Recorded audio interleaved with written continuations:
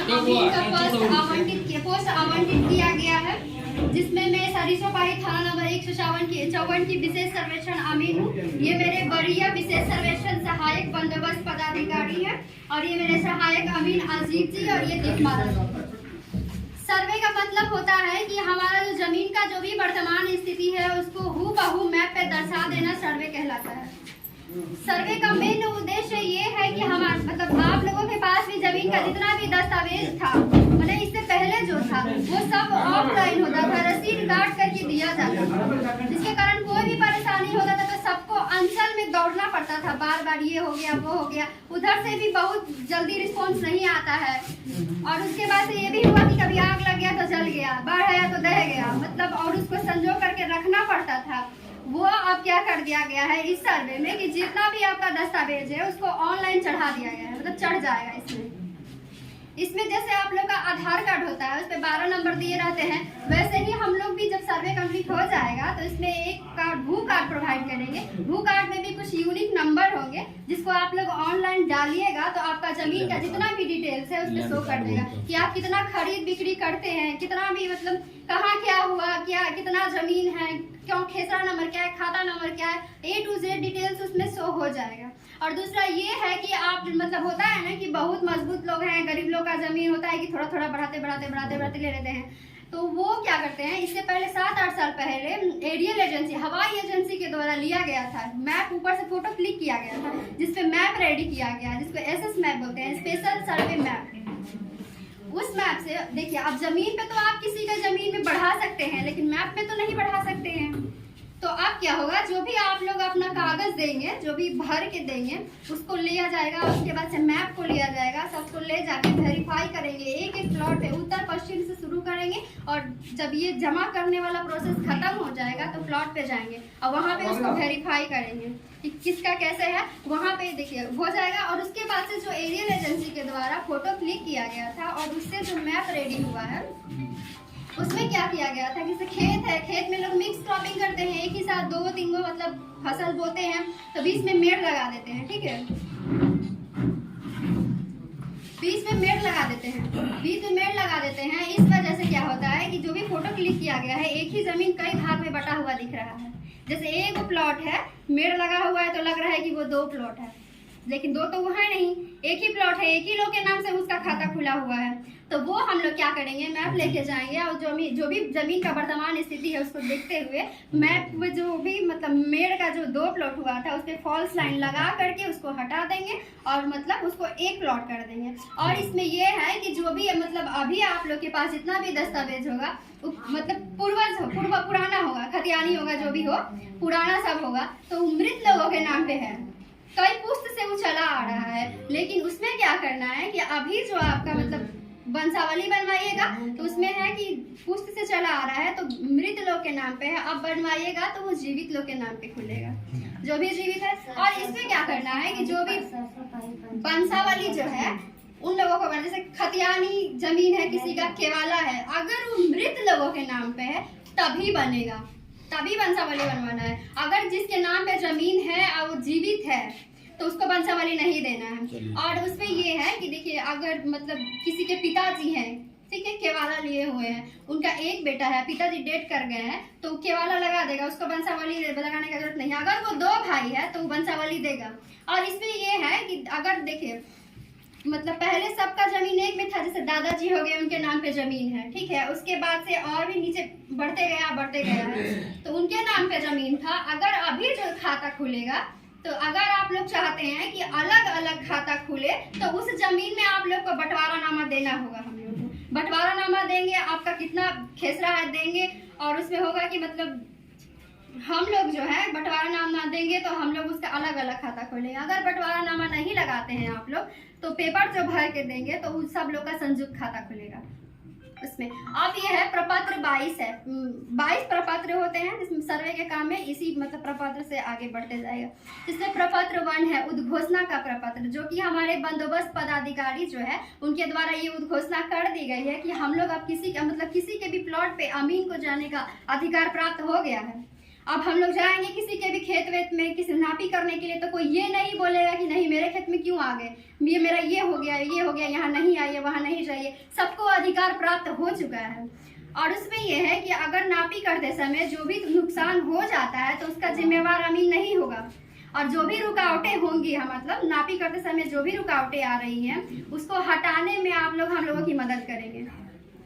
ये हो गया प्रपत्र 1, उद्घोषणा का प्रपत्र, जो वहां से उद्घोषणा कर दी गई है। और प्रपत्र 2 जो है स्व घोषणा का प्रपत्र, ये सब आप लोग का दायित्व है। प्रपत्र 2 उद्घोषणा का प्रपत्र और प्रपत्र 3 का जो वंशावली है वो आप लोगों को भर के उसके साथ जितना भी कागजात है, जितना भी दस्तावेज है, सब लगा करके फोटोकॉपी लगाएंगे और वो जमा करेंगे। और ये जो दो दे रहे हैं हम प्रपत्र जो देंगे, उसको जो आप भरेंगे उसका 2 कॉपी लाएंगे, ताकि आप एक तो हम लोग रख सकें और एक पे साइन करके आपको सबूत की तरफ, मतलब सबूत के लिए आप लोग को दे सकें।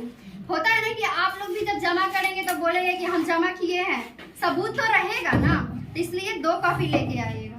तो बता दें लास्ट में पहले मुखिया जी को उपलब्ध करा देंगे, नहीं तो कोई फोटो कॉपी कॉमन होगा ना, उसका नंबर लेके उनको डालवा। देखिए ये है फॉर्म, अभी ये भी ठीक है, ये हो गया। अभी ठीक है। फॉर्म जो है आपको जो भरना है वो प्रपत्र 2 और 3 का 1 भरना है। ये जो दिख रहा है वो प्रपत्र 2 है, सॉरी प्रपत्र 2 है, प्रपत्र 1 बोलने से पहले ये प्रपत्र 2 है, ठीक है, जो कि इसका नाम है स्व घोषणा का प्रपत्र। इसमें सबसे पहले क्या करना है कि राजस्व ग्राम, आप किस गांव में है उसका नाम लिखना है। उसके बाद से हो गया थाना नंबर, कौन से थाना नंबर में आप आते हैं, हल्का नंबर हो गया, ठीक है, हल्का नंबर जिसको पता है डाल दीजिएगा, नहीं पता है तो छोड़ दीजिएगा, ठीक है। उसके बाद से हो गया पुलिस थाना का आपका, वो अंचल डाल दीजिएगा और जिला डाल दीजिएगा। उसके बाद से है रैयत का नाम और पिता का नाम, तो जो भी फॉर्म भर रहे हैं रैयत वो अपना नाम देंगे और अपने पिताजी का नाम देंगे। उसके बाद से स्थायी पता, वो जहाँ रहते हैं उसका पता देंगे। ऐसा नहीं है कि मेरा जमीन, मतलब आप लोग का जमीन ईसापुर में आप रहते हैं और आपका जमीन ये क्या बोलते हैं ईसापुर में है, ठीक है, तो ईसापुर का तो पता नहीं देना, आपका स्थायी पता, आप है कहाँ पे, उपलब्ध कहाँ पे है, वो दे दीजिएगा। उसके बाद से है खाता, खाता नंबर क्या है आपका, जो भी आपका कागजात होगा उसमें लिखा होगा, उसमें खेसरा नंबर क्या है वो भी लिखा होगा। उसके बाद से आपका जो रकबा, आपका जमीन कितना है उसको 1 डिसमिल में डाल के दे देना होगा। उसके बाद से जो चौहद्दी है, यहाँ पे चौहद्दी देखिए, पहले भी जो कागजात होगा खतियान के वाला जो भी होगा उसमें जो पहले उसका चौहद्दी अलग होगा, ठीक है, लेकिन इसमें तो चौहद्दी भरना है, अभी प्रेजेंट वाला चौहद्दी भरना है कि आपके जमीन के बगल में कौन है, इसके बगल में कौन है, मतलब अगल बगल सब कौन है, वो सब चौहद्दी इसमें डाल देना है। उसके बाद से हो गया जमीन का किस्म जमीन, ठीक है, तो आपका कैसा जमीन है, भीड़ है, धनहर है, कृषि जो भी है उसमें डाल देना है। उसके बाद से डालना है यहाँ पे लगान है, लगान जो आप भरते हैं उस डाल देना है लगान। उसके बाद जमाबंदी संख्या, जमाबंदी आप कराए होंगे तो उसमें नंबर दिया रहता है, वो जमाबंदी संख्या डाल देना है। उसके बाद से भूमि पर दावा का आधार, आप किस आधार पे दावा कर रहे हैं कि मेरा जमीन है।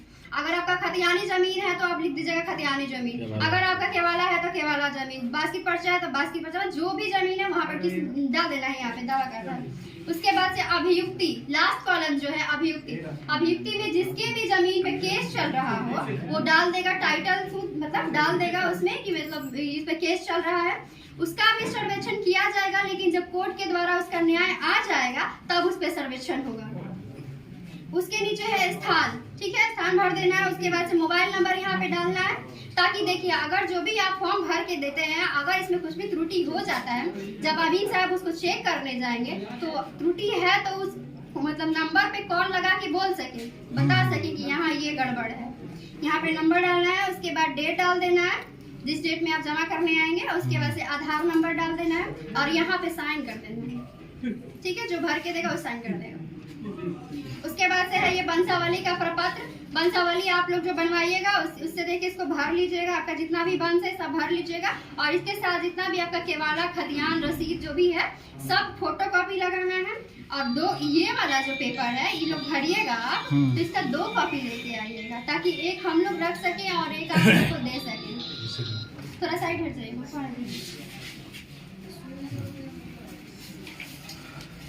ये जो सर्वे होने जा रहा है इसका जो बेस है वो है कैडास्ट्रल सर्वे, जो 18 के दशक में हुआ था, 1890 1901 के दशक में वो वाला ला के देना है, और वो जो है 1972 वाला है वो सब नहीं वैलिड, पुराना वाला चाहिए। नया जो नक्शा निकला वो नंबर नहीं चलेगा। जो आपका कागज अभी निकलवाए हैं ना, मतलब आप लोग को जो भी क्वेश्चन है पूछ सकते हैं। हम लोगों के मन में प्रश्न आ रहा है, इसका हम लोग चाहते हैं जो क्लियरिफिकेशन करें। एक बात तो आ रहा है क्या, जो बहुत सारे जो रैयत हैं उनके पास बाढ़ग्रस्त एरिया रहा है तो कागज का अभाव। हम लोग कहीं कहीं देखते हैं यूट्यूब पर या कहीं से सूचना मिलता है, जो अगर कागज किसी के पास नहीं है, कोई प्रॉपर 2 में भर करके दावा दे रहा है कि ये जमीन मेरा है। आपका जब अगर मान लीजिए मेरा कागज खो गया है, हम कागज उपलब्ध नहीं करवा पाए, तो क्या आपके पास जो रिकॉर्ड है उससे उसका मिलान करके उसका समाधान हो सकता है?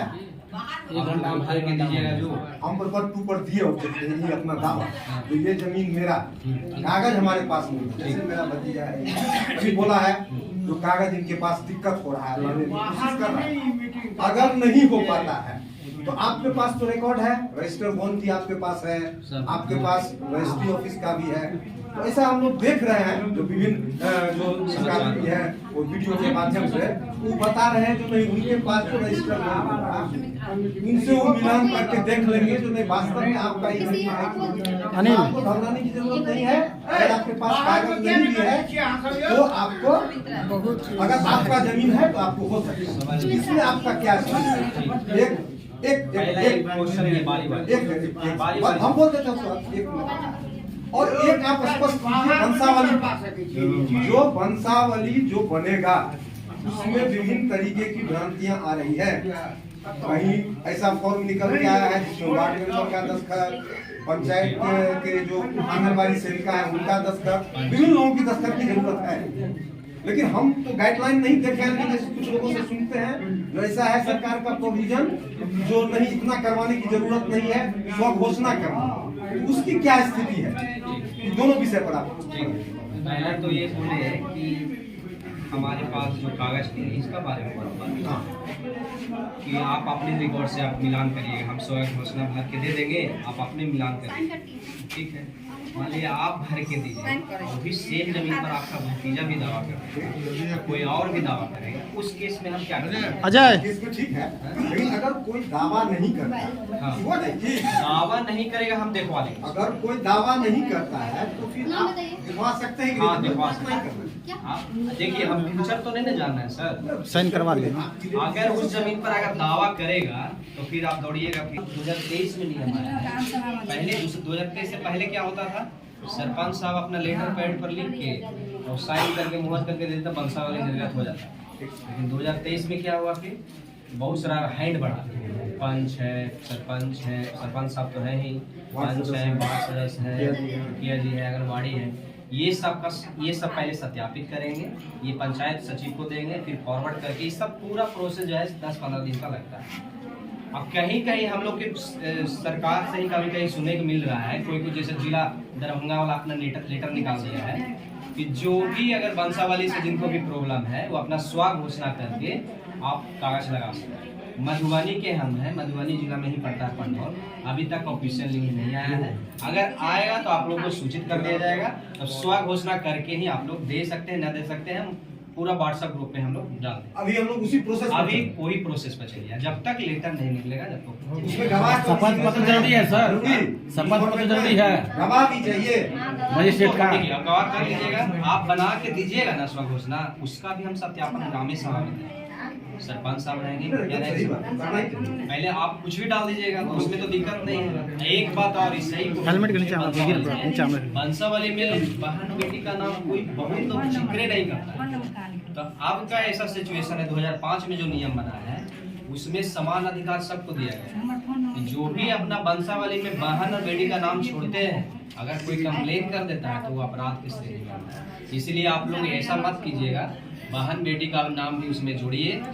और कोई बहन हिंदू में ऐसा समाज में देखा गया है कि हिंदू समाज में बहन बेटी अपना किसी पर दावा नहीं करती, ऐसा देखा गया। अगर उस केस में स्वेच्छा से अगर वो देती है कि इस जमीन पर हमको दावा नहीं है तो उसका भी हम कंसिडर करेंगे। अब भाई में हम लोग बांट के देंगे। ये सर उसमें तो मजिस्ट्रेट से शपथ पत्र देना पड़ेगा ना? क्या मजिस्ट्रेट फर्स्ट मजिस्ट्रेट जी एनओसी के लिए। हाँ एनओसी और शपथ पत्र सेटिस्फाई करने के लिए फर्स्ट मजिस्ट्रेट से भी करना पड़ेगा, शपथ पत्र देना पड़ेगा। वो भी करा। वो तो बोलिएगा ना, वो लास्ट में हम इनसे करवा लेंगे फिर, और उसके बाद वहाँ भी करना पड़ेगा। हाँ तो बोल दिए फर्स्ट क्लास मजिस्ट्रेट से एनओसी लेना। वाहन वाला वाहन वाला में ऐसे वंशावली है, कचहरी जो अभी रूल है वाला नहीं बोल रहे हैं। नहीं वंशावली है भी सर। वंशावली शपथ पत्र वंशावली में ग्राम कचहरी से जो बन रहा है ना, तो सरपंच साहब के पास जाइएगा ना, तब बोलेंगे एफिडेविट बना के लाइए। एफिडेविट शपथ पत्र मैं मजिस्ट्रेट से बना के फर्स्ट क्लास में। अगर वो प्रोसीजर आप देखे हैं ना, वही पूछ नहीं लिया है तो स्व घोषणा करके दे सकते हो। क्लियर कीजिएगा ना, तब हम लोग समझेंगे। अरे जितने में बात करें बोले ऐसा भी हो सकता है और नहीं भी हो सकता है। आप लोग क्या होता है ना कि बीच में कोई क्वेश्चन पूछ देते हैं ना, इसीलिए माइंड से नहीं नहीं, आपको प्रशिक्षित करके भेजा गया होगा ना, जो आखिर आपको गलती लेना हम लोग क्या भी आदमी है ना, सही बात है। हम लोग भी आदमी है, कुछ गलती हो जाता है। वो तो हम समझ रहे हैं। अगर ये गलती नहीं होता तो पब्लिक नहीं सर्वे करवाया था। 71 का सर्वे जो था सरकार करवाने का काम किया था, जिस पर मैं आज सरकार को लिखना पड़ा है जो मैं इस सर्वे को नहीं मानता हूँ। 1901 का हो रहा है, मधुबनी में नहीं हो रहा है। मधुबनी में नहीं ना, मधुबनी में नहीं हो मैं रहा भी है। वही समझूंगा। मैं मधुबनी जिले में जैसे हूँ। कहीं भी रोहतास जाइएगा, कहीं वारिस पर हो रहा है, जहाँ जहाँ त्रुटि नहीं है वहाँ वारिस पर भी काम कर रहे हैं, कोई दिक्कत नहीं है। फर्स्ट मजिस्ट्रेट से पहले बनाना होगा हाँ एफिडेविट, हाँ उसके बाद सरपंच। हाँ उसको आप क्लियर कीजिए ना। ये सब क्लियर करना पड़ेगा ना, हम बात समझ हम देखिए देखते प्रोसेस हम लोग हैं। बता, सरपंच साहब के पास जाइएगा, पूरा प्रोसेस बता देंगे। सर इसका नोटरी वाला नहीं चाहिए। सर्वे नियमावली है ना, इसका हाँ? सर्वे नियमावली मिलता है ना, जो करेक्ट आप लोग किए हुए हैं, तो सर्वे नियमावली मिलता है 32 पेज पन्ना का है, वो सही है कि गलत है? वो सर्वे नियम वाली कौन सा वाला है? अभी का जो आप लोग कर रहे हैं, अभी जो आप लोग जिस आधार पर कर रहे हैं उसका सर्वे नियमावली है, वो सही है? 32 पेज का वो है नियम, उसका कैसे कैसे क्या करना है, सही डिटेल्स है उसमें। कि मान लीजिए वो जो नौकरी जी जो बोले हैं, 1 मिनट, नौकरी जी बोले हैं कि मालिक ऐसे है, जो सीलिंग एक्ट है जिनके ऊपर वो मालिक पर्ची दिए हुए हैं, बहुत सारे ऐसे यहाँ पर लगभग 200 आदमी से ऊपर आदमी को दिए हुए हैं। मालिक तो पर्ची पर लिख के दे दिए हैं आपका जमीन का अधिकार हो गया, वो रजिस्ट्री नहीं किए हैं। उस पर कुछ ऐसे भी हैं जो बस्ती के मकान जो पास में है, जो उसमें घर बना लिए हुए हैं, कुछ बाद में भी है। मेरे पास भी 12.5 कट्ठा जमीन है, समझ गए ना, मेरे जैसे बहुत आदमी के पास में है। उसमें सर क्या किया जाएगा? मालिक से अनुशंसा लेना पड़ेगा उस टाइम में, या डायरेक्ट अथी क्या कहते हैं, माने नहीं, वो क्या कहते हैं, कब्जा के आधार पर होगा दाखिल, माने हम लोग पहला प्रपत्रवान ये सब जो भर के दीजिएगा, जी जी उसके बाद जमीनी भी सब सत्यापन होगा। अभी तो जी। भर के आप दे रहे हैं ना, जी, जी। उस स्थल पर जाके देखेंगे हम लोग किस्तवारी के समय में किसका कब्जा है जमीन जी, जी। पर। आप जो दावा किए प्रपत्र 2 में, जी। वो हम जमीन पर भी जाके देखेंगे कब्जा के आधार पर भी वास्तव होगा। में क्या है। उस समय हम पंजी लेके चलेंगे हमारे अमीन साहब, जी। उस समय वो लिखते जाएंगे अभियुक्ति कॉलम में किसका कब्जा है, अवैध किसका कब्जा है। उस समय मान लीजिए कब्जा है, मालिक सपोर्ट किए कि मैं अनिल चौधरी को यह जमीन लिखा हूँ, मान मेरे पिताजी दिए हुए हैं, तो उस टाइम में मेरे नाम से खतियान बनेगा, सर्वे में होगा मेरे नाम से, दिखवा लेंगे, अनिल के नाम से। दिखवा लेंगे। ठीक है, ठीक होगा।